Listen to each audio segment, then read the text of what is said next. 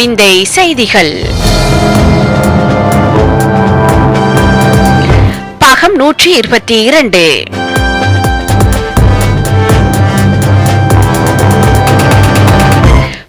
தடவைகள் போலி திருமணம் செய்த பெண் ஒரு நாள் தாமதமாக நீதிமன்றில் ஆஜரானார். 10 தடவைகள் போலியாக திருமணம் செய்து மோசடி செய்ததாக குற்றம் சுமத்தப்பட்ட அமெரிக்க பெண் ஒருவர் நீதிமன்ற விசாரணைக்கு ஒரு நாள் தாமதமாக வந்து ஆஜராகியுள்ளார். 39 வயதான லியானோ பெரியண்டோஸ் எனும் இப்பெண் அமெரிக்காவின் பல்வேறு பிராந்தியங்களில் 10 தடவைகள் வெளிநாட்டவர்களை போலியாக திருமணம் செய்து குடிவரவு சலுகைகளில் மோசடி செய்ததாக குற்றம் சுமத்தப்பட்டுள்ளார். இது தொடர்பான வழக்கு விசாரணைக்கு மே 18 நீதிமன்றில் ஆஜராகுமாறு அமெரிக்காவின் லாங் ஐலண்ட் பிராந்தியத்தில் உள்ள நீதிமன்றம் ஒன்று அழைப்பானை அனுப்பியிருந்தது. ஆனால் மே 19 அவர் நீதிமன்றில் ஆஜரானார். வழக்கு விசாரணை திகதி மே 18க்கு பதிலாக ஜூன் 18 என தான் தவறுதலாக எண்ணிக்கொண்டிருந்தமையே இதற்கு காரணம் என நீதிமன்றில் லியானா தெரிவித்தார். எனினும் அவரை கைது செய்ய உத்தரவிட்ட நீதிமன்றம் $10,000 பிணையில் செல்ல அனுமதித்தது. ஜூன் 8 இவ்வழக்கின் அடுத்த விசாரணை நடைபெறவுள்ளது. பெண்கள் எதிலும் எதற்கும் சளைத்தவர்கள் அல்ல என இவர் நிரூபிக்க முயன்றாரோ? குடிவரவு சலுகைகளில் மோசடி செய்து காசுக்காக போலி திருமண ஏற்பாடுகள் எங்கும் தான் நடைபெறுகின்றன. அரசாங்கமும் எவ்வளவு நாளைக்குத்தான் ஏமாறும்? இறுக்கி பிடிக்கின்ற போது எல்லாமுமே அம்பலமாகிவிடும். இது தண்டனைக்குரிய குற்றமே. இருவேறு குடும்பங்களால் தத்தெடுத்து வளர்க்கப்பட்ட சகோதரிகள் 3 தசாப்தங்களின் பின் பல்கலைக்கழகத்தில் சந்தித்தனர். குழந்தை பருவத்திலிருந்து வெவ்வேறு குடும்பங்களால் வளர்க்கப்பட்ட இரு சகோதரிகள் 34 வருடங்களின் பின்னர் முதல் தடவையாக பல்கலைக்கழக வகுப்பறையில் சந்தித்து இன்ப அதிர்ச்சி அடைந்துள்ளனர். லிசி வெல்வெட் வயது 34 மற்றும் கெத்தி ஓல்சன் வயது 35 ஆகிய இவ்விருவரும் அமெரிக்காவின் கொலம்பியா பல்கலைக்கழகத்தில் எழுத்துத்துறை பாடநெறி ஒன்றை பயில்கின்றனர். பல்கலைக்கழகத்தில் முதல் நாள் இவர்கள் இருவரும் கலந்துரையாடிய போதே தாம் இருவரும் உடன் பிறந்த சகோதரிகள் என்பதை உணர்ந்தனர். இவர்களின் தாயான லெஸ்லி பார்க்கர் புளோரிடா மாநிலத்தை சேர்ந்தவர். தான் 19 வயது யுவதியாக இருந்தபோது தமது மகள்களான குழந்தைகள் இருவரையும் வெவ்வேறு குடும்பங்களுக்கு லெஸ்லி பார்க்கர் தத்து கொடுத்திருந்தார்.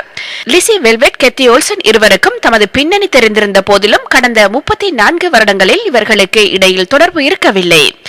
லிசி வெல்வெட் நியூஜெர்சி மாநிலத்தில் வளர்ந்தார். கெத்தி ஓல்சன் புளோரிடா, அயோவா மாநிலங்களில் வளர்ந்தார்.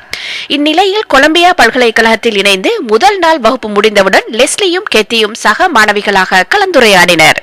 இதன்போது இருவரும் பரஸ்பரம் தமது விருப்பமான உணவுகள், பொழுதுபோக்குகள், குடும்ப பின்னணிகள் குறித்து கலந்துரையாடி கொண்டிருந்தனர்.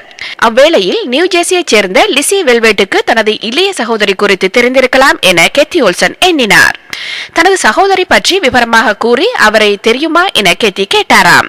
அப்போது உங்கள் சகோதரியை எனக்கு தெரியாது, நான் தான் உங்கள் சகோதரி என எண்ணுகிறேன் என லிசி வெல்வெட் பதிலளித்தாராம். நான் உங்கள் சகோதரி என லிசி கூறியதை கேட்டு நான் உறைந்து விட்டேன் என கெத்தி ஓல்சன் தெரிவித்துள்ளார். அடுத்த வாரம் தமது தாயார் லெஸ்லி பார்க்கரை கெத்தியும் லிசியும் சந்திக்க உள்ளனர். எனது மகள்கள் குறித்து நான் பெருமை அடைகிறேன். அவர்கள் அழகான பெண்கள். நான் கெத்தியை ஒருபோதும் சந்தித்ததில்லை என லெஸ்லி பார்க்கர் தெரிவித்துள்ளார். தான் ஆடாவிட்டாலும் தசையாடும் என்று சொல்வார்களே, அது இதுவோ?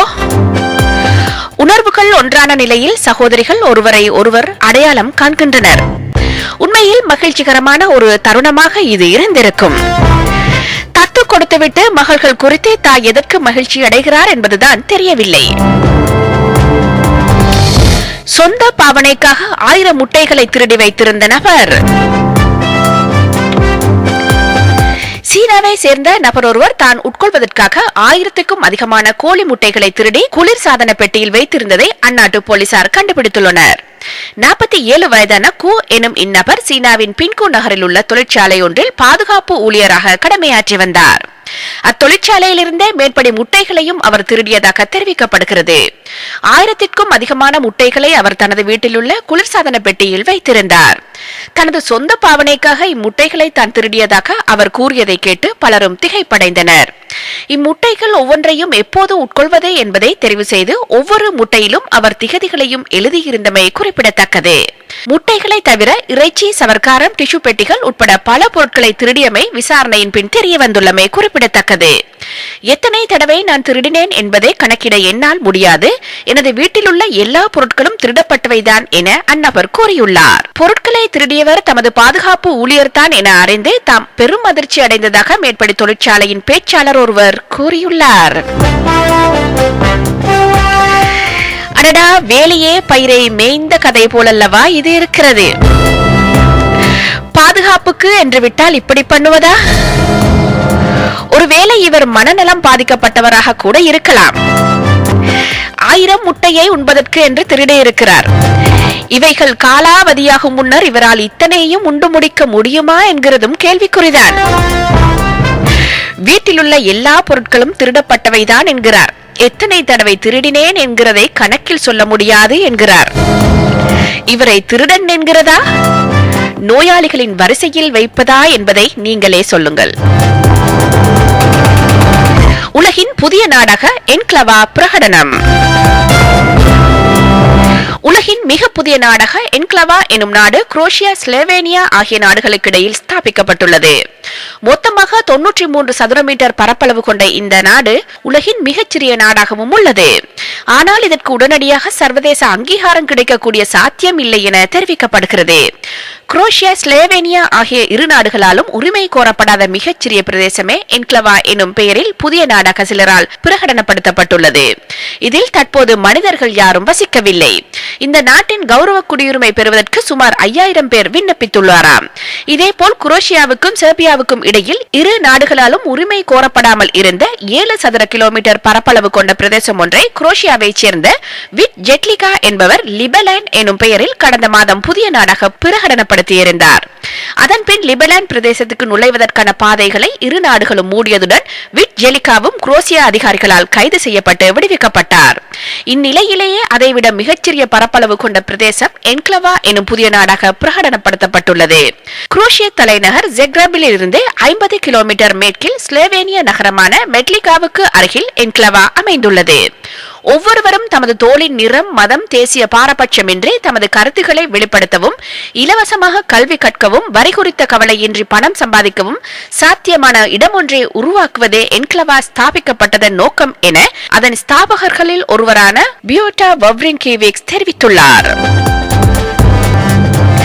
புரியவில்லை. குட்டி குட்டி நாடுகள் பிரகடனப்படுத்துவதன் நோக்கம் புரியவில்லை. இருக்கிற நாடுகளுக்குள்ளே தீர்க்க முடியாத 1000 பிரச்சினைகள். அது போதாமல் இன்னும் குட்டி நாடுகள் எனும் பெயரில் இன்னும் பிரச்சினைகள் உருவாக்கப்படுகின்றன என்றுதான் சொல்ல வேண்டும். காலப்போக்கில் அந்த குட்டி நாட்டிற்கு உரிமை கோரி 2 நாடுகள் காலங்காலமாக போர் புரிய காத்திருக்கும். இருக்கிறதை வைத்து பிழைப்பை நடத்த மாட்டார்களா? சீனாவைச் சேர்ந்த கோடீஸ்வரர் ஒருவர் 6400 ஊழியர்களை சுற்றுலாவுக்கு அழைத்து சென்றார். சீனாவைச் சேர்ந்த கோடீஸ்வரர் ஒருவர் தனது 6400 ஊழியர்களை பிரான்சுக்கு 4 நாட்கள் விடுமுறை சுற்றுலாவுக்கு அழைத்து சென்று புதுமை படைத்துள்ளார். தியன்ஸ் குழும கம்பெனிகளின் தலைவரான லீ ஜின்யுவானே இவ்வாறு ஊழியர்களுடன் விடுமுறை சுற்றுலாவை மேற்கொண்டுள்ளார். பாரிஸ் மற்றும் கோட் டி அசூர் நகர்களில் தனது ஊழியர்களுடன் விடுமுறையை கழித்த அவர் கோட் டி அசூர் நகரில் தனது ஊழியர்களை பயன்படுத்தி உலகிலேயே மிகப்பெரிய மனித சங்கிலி ஒன்றை உருவாக்கி சாதனை படைத்துள்ளார். அவர் தனது ஊழியர்கள் தங்குவதற்காக பாரிஸில் 140க்கு மேற்பட்ட ஹோட்டல்களில் அறைகளை வாடகைக்கு பதிவு செய்திருந்தார். அதே சமயம் அந்த குழுவினர் பல கலாச்சார தலங்களுக்கும் பயணம் மேற்கொண்டனர். கோட் டி அசூர் நகருக்கு செல்லும் வழியில் கான்ஸ் மற்றும் மொனாகோவில் தனது ஊழியர்கள் தங்குவதற்காக 79 4 நட்சத்திர மற்றும் 5 நட்சத்திர ஹோட்டல்களில் 4760 அறைகளை லீ ஜின்யுவான் வாடகைக்கு பெற்றிருந்தமை குறிப்பிடத்தக்கது. அவர் நீஸ் நகரில் 147 பஸ்களில் தனது ஊழியர்களை அழைத்து சென்று உலகிலேயே மிகப்பெரிய மனித சங்கிலியை உருவாக்கியுள்ளார். இந்த சாதனையை கின்னஸ் உலக சாதனை பதிவேட்டு அதிகாரிகள் அங்கீகரித்து சான்றிதழை வழங்கியுள்ளனர். இந்தியாவில் ஒரு தொழிலதிபர் பல கோடிகள் செலவழித்து ஊழியர்களுக்கு வாகனங்களும் வீடும் வாங்கி கொடுத்து அந்நிறுவனத்தில் வேலை செய்யும் ஊழியர்களை மகிழ்ச்சி வெள்ளத்தில் ஆழ்த்தியிருந்தமை கடந்த கால விந்தை செய்திகளில் பார்த்திருந்தோம். சீனாவில் ஒரு தொழிலதிபர் இதே குதூகலத்தை ஊழியர்களுக்கு கொடுத்திருக்கிறார் என்பது மகிழ்ச்சிக்குரிய விடயமாக தோன்றுகிறது. 6400 ஊழியர்களை விடுமுறை சுற்றுலாவுக்கு அழைத்து செல்வதென்பது இலகுவான காரியம் அல்ல. ஆனால் உலகத்தில் எங்கோ நடந்திருக்கிறது இந்த ஆச்சரியம்.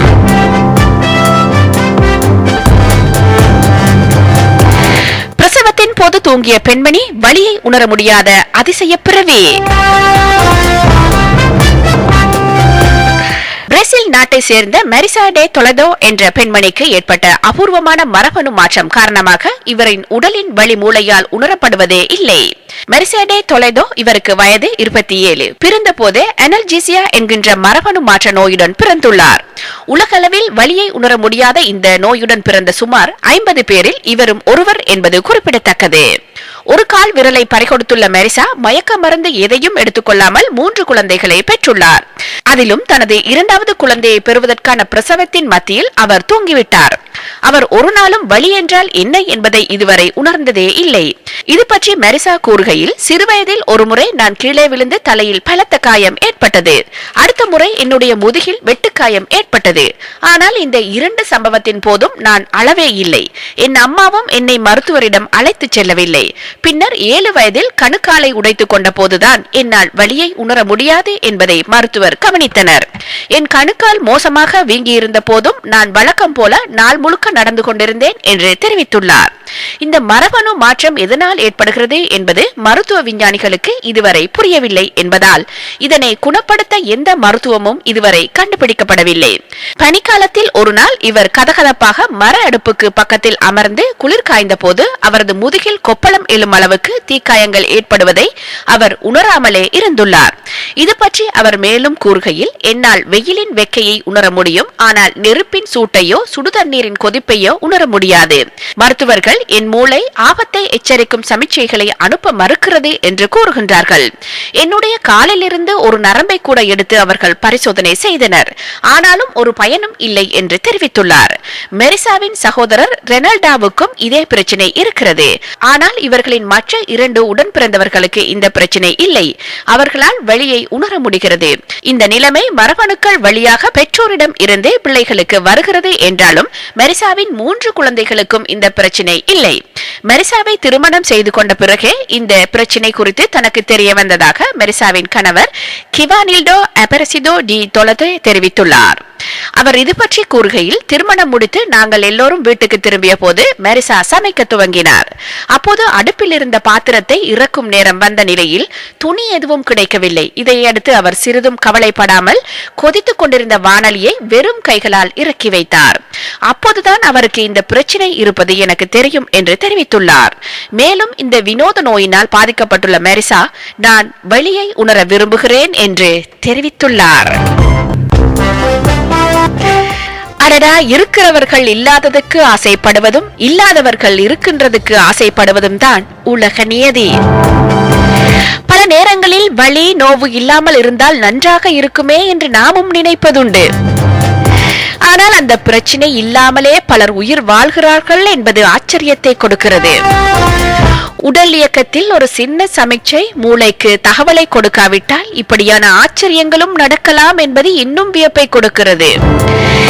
எல்லாமுமே சரியாக இருந்தால்தான் அது பூரணம்.